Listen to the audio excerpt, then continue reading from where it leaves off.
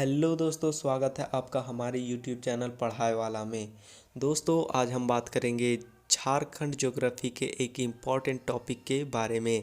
दोस्तों, जिस टॉपिक का नाम है झारखंड की मिट्टियाँ। दोस्तों, यह बहुत ही इम्पॉर्टेंट है क्योंकि यहाँ से हमें झारखंड के एग्ज़ामों में क्वेश्चन देखने को मिलता है। तो चलिए दोस्तों, यहाँ से जितने भी प्रकार के क्वेश्चन बनते हैं हम उन सभी के बारे में डिटेल से जानें। तो दोस्तों, यहाँ की मिट्टियों के बारे में आपको बता दें तो दोस्तों, झारखंड में जो मिट्टियाँ पाई जाती हैं उसे सामान्यतः 6 भागों में वर्गीकृत किया गया है। जी दोस्तों, 6 भागों में बांटा गया है, जिसमें से पहला आपको बता दें तो पहला हमारा है लाल मिट्टी, दूसरा हमारा है काली मिट्टी, तीसरा हमारा है लेटेराइट मिट्टी, चौथा हमारा है बालुई मिट्टी जिसे रेतीली मिट्टी भी कहा जाता है, पांचवा हमारा है जलोढ़ मिट्टी और छठा हमारा है अभ्रक मूलक की मिट्टी। दोस्तों, यही 6 भाग है और इनके बारे में हम डिटेल से जानेंगे। तो चलिए दोस्तों, शुरुआत करते हैं हम अपना पहला से, यानी कि लाल मिट्टी से। तो दोस्तों, लाल मिट्टी के बारे में आपको बता दें तो दोस्तों, लाल मिट्टी हमारा छोटा नागपुर के क्षेत्र में पाया जाता है। जी दोस्तों, और इसकी विशेषता के बारे में अगर आपको बता दें तो दोस्तों, झारखंड में सर्वाधिक लाल मिट्टी पाई जाती है। जी दोस्तों, जिसके कारण इसे राजकीय मिट्टी भी कहा जाता है। दोस्तों, कभी कभी क्वेश्चन हमें देखने को मिलता है कि राज्य की राजकीय मिट्टी कौन सी है, तो आपका आंसर होगा लाल मिट्टी, क्योंकि दोस्तों झारखंड में सर्वाधिक लाल मिट्टी पाई जाती है। दोस्तों, इसके बारे में और बता दें आपको तो दोस्तों, छोटा नागपुर में लगभग 90% के एरिया में हमें लाल मिट्टी पाई जाती है। और दोस्तों, इसके बारे में बता दें तो दोस्तों, इस मिट्टी में फेरिक ऑक्साइड और बॉक्साइड की अधिकता होने के कारण यह लाल दिखाई देती है। और दोस्तों, इसमें उर्वरा शक्ति कम रहती है। तो दोस्तों, लाल मिट्टी में हमारा इतना ही है। अब आगे बात करें काली मिट्टी के बारे में तो दोस्तों, काली मिट्टी के विस्तार के बारे में आपको बता दें तो दोस्तों, काली मिट्टी हमारा राजमहल के पहाड़ियों के क्षेत्र में पाया जाता है। अब दोस्तों, आप सोच रहे होंगे कि राजमहल कहाँ है, तो दोस्तों, राजमहल हमारा साहेबगंज की में स्थित है। दोस्तों देखिए, ये हमारा झारखंड का मैप है और ये हमारा साहेबगंज है। दोस्तों, यहाँ हमारा राजमहल स्थित है, यानी कि दोस्तों हमारा इन्हीं क्षेत्रों में काली मिट्टी पाई जाती है।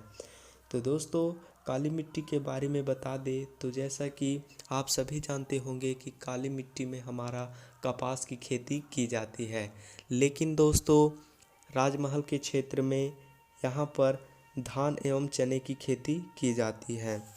जी दोस्तों, अब आगे बात करें यहाँ की तीसरे मिट्टी के बारे में, यानी कि लेटेराइट मिट्टी के बारे में।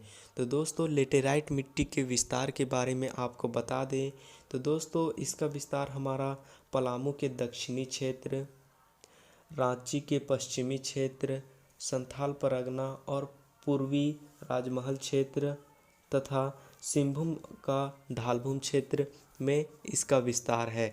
यानी कि दोस्तों, इन जगहों पर हमें लेटेराइट मिट्टी पाई जाती है। तो दोस्तों, अब आगे इसके बारे में बता दें, यानी कि इसकी विशेषता के बारे में तो दोस्तों, इस मिट्टी की उर्वरा शक्ति कम होती है और दोस्तों इसमें अत्यधिक कंकड़ पाए जाते हैं। दोस्तों, अगर सिंचाई का अच्छा साधन हो तभी हम इसमें खेती कर सकते हैं, नहीं तो हम इसमें खेती नहीं कर सकते हैं। तो दोस्तों, लेटेराइट मिट्टी में हमारा इतना ही है। अब आगे बात करें रेतीली मिट्टी के बारे में, यानी कि बालुई मिट्टी के बारे में। तो दोस्तों, बालुई मिट्टी के बारे में बता दें तो दोस्तों, यह हमें पूर्वी हजारीबाग और धनबाद के कुछ क्षेत्रों में हमें पाया जाता है। तो दोस्तों, रेतीली मिट्टी से इतना ही पूछा जाता है तो हम इतना ही आपको बताएंगे। आगे बता दें दोस्तों, जलोढ़ मिट्टी के बारे में तो दोस्तों, जलोढ़ मिट्टी के विस्तार के बारे में बता दें तो दोस्तों, यह हमारा संथाल परगना के कुछ क्षेत्रों में पाया जाता है। कुछ क्षेत्रों में जैसे दोस्तों साहेबगंज और पाकुड़ जैसे इलाकों में हमारा जलोढ़ मिट्टी पाया जाता है। दोस्तों यह झारखंड में पाई जाने वाली नवीनतम मिट्टी है। नवीनतम का अर्थ आपको बता दें दोस्तों, तो नवीनतम का अर्थ होता है नया प्रकार। तो दोस्तों झारखंड में नई प्रकार की मिट्टी हमारा जलोढ़ मिट्टी ही है। और दोस्तों यह हमारा साहेबगंज और पाकुड़ जिला में पाया जाता है। दोस्तों राज्य में दोनों प्रकार के जलोढ़ मिट्टी पाया जाता है। तो आप सोच रहे होंगे कि दोनों प्रकार के जलोढ़ मिट्टी क्या है। तो दोस्तों जलोढ़ मिट्टी के दो प्रकार होते हैं जो आप सभी जानते हैं, जिसमें से पहला है बांगर और दूसरा है खादर। दोस्तों बांगर के बारे में बता दें तो बांगर वो होता है पुरानी जलोढ़ होती है और खादर हमारी नई जलोढ़ होती है। दोस्तों जलोढ़ मिट्टी की विशेषता के बारे में आपको बता दें तो दोस्तों जलोढ़ मिट्टी में चूना और पोटास की अधिकता होती है। और दोस्तों इसमें हमें धान और गेहूं की खेती की उपज अधिक होती है। तो दोस्तों जलोढ़ मिट्टी में हमारा इतना ही है। अब आगे बात करें यहाँ के नेक्स्ट मिट्टी के बारे में, यानी कि अभ्रक मूलक की मिट्टी। तो दोस्तों इसके विस्तार के बारे में आपको बता दें, यानी कि यह मिट्टी किन किन स्थानों पर पाई जाती है। तो दोस्तों हमारा अभ्रक मूलक की मिट्टी हमारा कोडरमा, झुमरी तलैया, दोस्तों झुमरी तलैया हमारा कोडरमा में ही आता है।